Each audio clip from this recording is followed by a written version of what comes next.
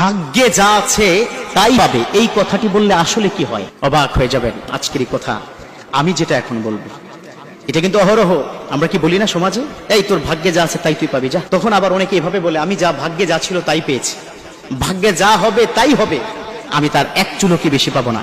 এই কথাটা দুটো অর্থ, খুব মনোযোগ দিয়ে শুনবেন।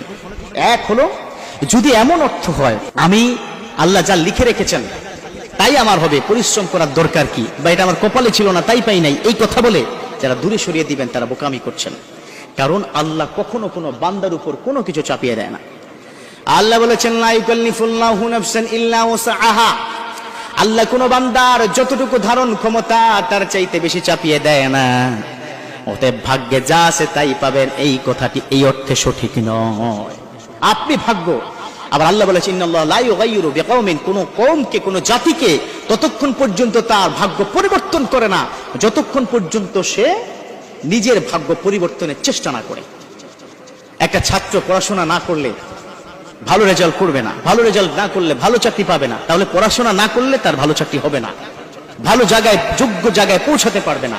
তার মানে তার ভাগ্য পরিবর্তন করার ক্ষেত্রে তার নিজের প্রচেষ্টা লাগবে। আপনি যদি রাস্তার মাঝখানে দাঁড়ান, ট্রাক আসলে যদি উড়িয়ে দেয় যে আল্লাহ আমাকে বাঁচাবে, ভাগ্যে যা আছে তাই ঘটবে, এটা কি হবে? নেভার, এটা হবে না। ভাগ্যের উপর যারা বিশ্বনবী নিষেধ করেছেন তোমরা ভাগ্যকে তোমরা কি দোষ দিও না, তো এই বাক্যটা যারা বলছেন ভাগ্যে যা আছে তাই পাবে, এই বাক্যটা এক দৃষ্টিতে কিন্তু শিরক পর্যায়ে পৌঁছে যায়। ভাগ্য পরিবর্তন করবেন আল্লাহ, ঠিক আছে, আপনি নিজের ভাগ্য নিজে পরিবর্তন করার চেষ্টা করবেন। কিভাবে? আপনি কাজ করবেন, পরিশ্রম করবেন, বাকিটা আল্লাহর প্রতি তাওয়াক্কুল করবেন। বিশ্বনবীর একজন সাহাবা এসে বললেন, ও নবী, অনেকদিন পর আপনার সাথে দেখা করতে এসেছি। বিশ্বনবী বললেন, কিভাবে এসেছো তুমি? সাহাবা বলেন, ও নবী, আমি ওটের পিঠে চড়ে এসেছি। বলল, ওটটা তুমি কোথায় রেখেছো? বলল, ও নবী, বাইরে একটা জায়গায় রেখে আসছি। বলল, তুমি তাকে কি বেঁধে রেখে আসছো কিনা? তিনি বললেন, না, বেঁধে রাখি আসি নাই। বলল, বেঁধে কেন রাখি আসো নাই? আগে যাও, ঘোড়া তোমার উটটা তুমি তাড়াতাড়ি বেঁধে নাও, তারপরে আমার সাথে কথা বলো, কারণ এটা হারিয়ে গেলে সেটা তোমার দোষ, এটা আল্লাহর দোষ দিও না। কথা বুঝছেন কিনা? কি বলেছে?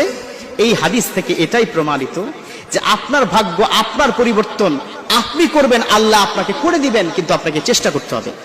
ওই যে ঘোড়া বা উটটা তিনি যে বাইরে বেঁধে আসেন নাই, এটা হারিয়ে গেলে আল্লাহর দোষ পড়তো, তখন এটা আমার কপালে ছিল না। আরে তুমি তো সচেতন ছিলে না, এই জন্য কপালে ছিল না। কপালে তখনই থাকবে তুমি যখন সচেতন হবা। এই জন্য ভাগ্য পরিবর্তন আল্লাহ করবেন, প্রচেষ্টা থাকবে আমাদের। আল্লাহ পাক আমাদেরকে বুঝার তৌফিক দান করুক। অন্তত আমরা যেন প্রচেষ্টা করি, আমরা যেন নিজে এবং নিজের সন্তান